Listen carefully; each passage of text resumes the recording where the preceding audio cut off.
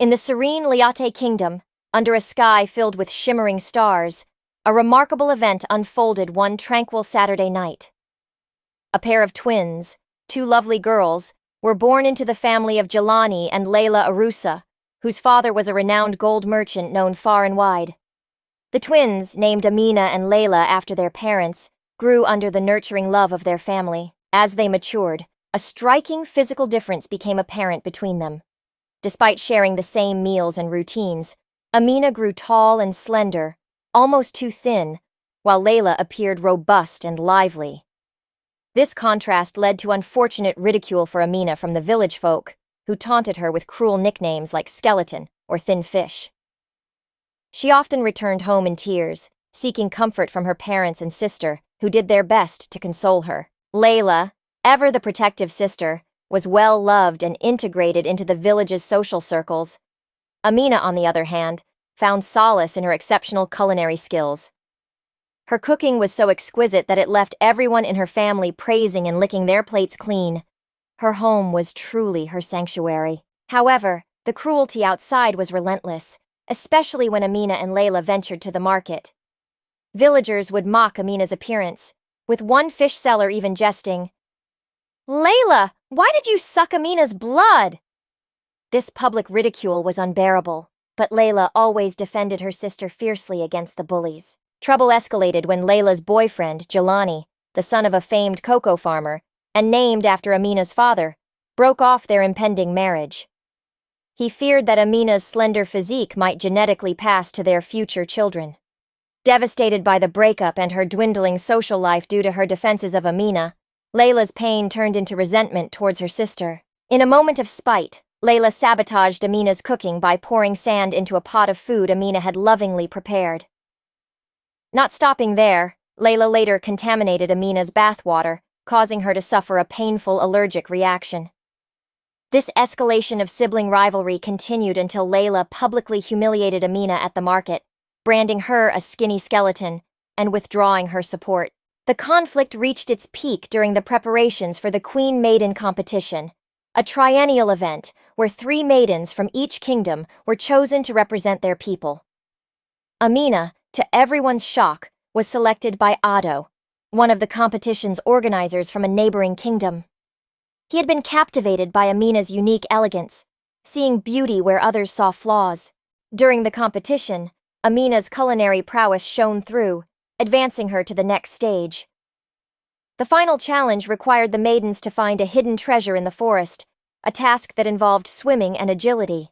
Amina, lighter and more agile, outperformed the other competitors, including Layla, who had also joined the contest in a twist of fate. As Amina approached the treasure, her competitor reached it first due to a mishap with Amina's clothing. However, Amina noticed multiple distractions around the real treasure, a lesson in discernment she had learned from dealing with deceit.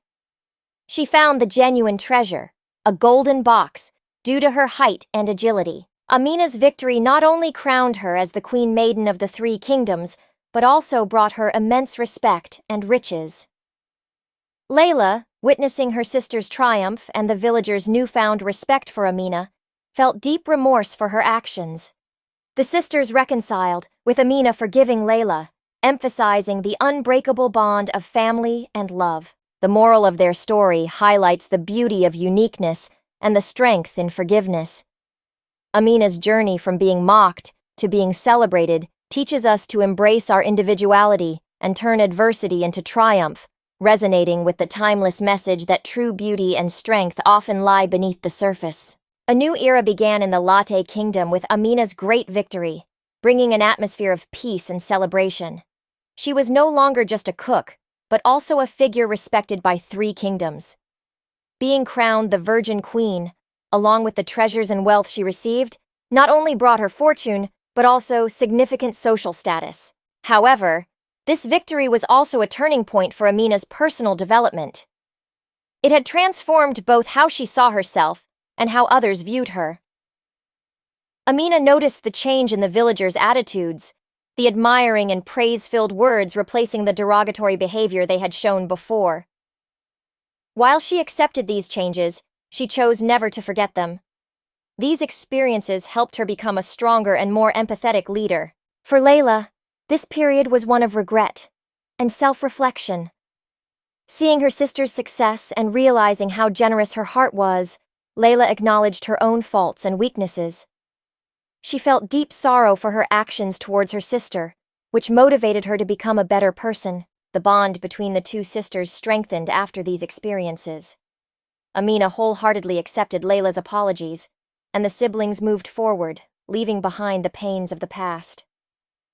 This was the beginning of a healing process, not just for their personal stories, but for the entire Llatte kingdom. As queen, Amina used her new role to promote more cooperation and a spirit of brotherhood among the kingdoms.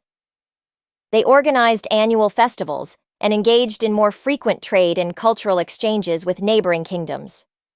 Amina specifically launched programs to empower and educate young girls, inspiring them to discover their unique talents and strengths. During this time, Amina also opened a culinary school. There, she began teaching her cooking skills to others and spreading the rich culinary culture of the Llatte kingdom. The school quickly became popular, attracting students from both local and distant regions. The story of the sisters became a source of inspiration for the villagers, who learned from their struggles and how they became stronger individuals and community members. The tale of Amina and Layla remained a symbol of overcoming personal differences and challenges, as well as a testament to the power of forgiveness and growth. This was the story of a more just and forgiving society being built in the Llatte kingdom, learning from the pains and challenges of the past. Amina and Layla turned a once-divided community into a united and supportive one. Over the years, the culinary school founded by Amina became one of the most prestigious educational centers in the Llatte kingdom. Amina focused on teaching young girls not just cooking, but also leadership and entrepreneurship skills. This program empowered many young women to gain confidence in themselves and encouraged them to start their own businesses or take active roles in their communities. During this time, Layla healed her own wounds and stood by her sister, becoming an active advocate for social justice and equality. Layla developed projects aimed at helping disadvantaged groups within the community.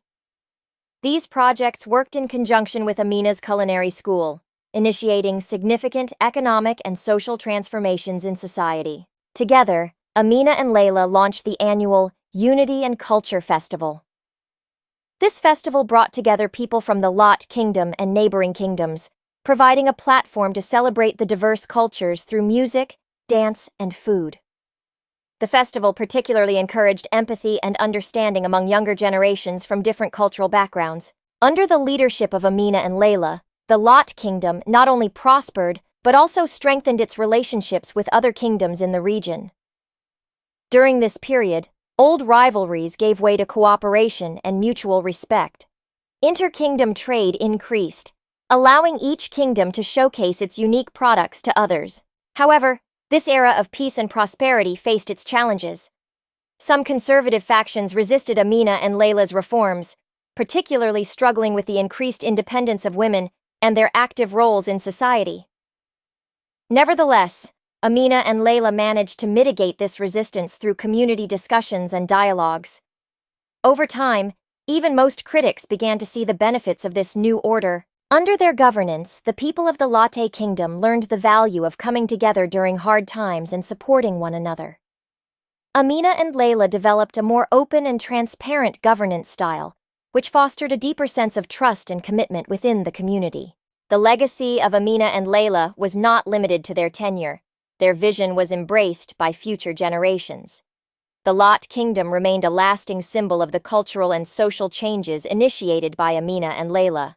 Their story proved that overcoming challenges, leading change, and leaving lasting impacts in society were all possible.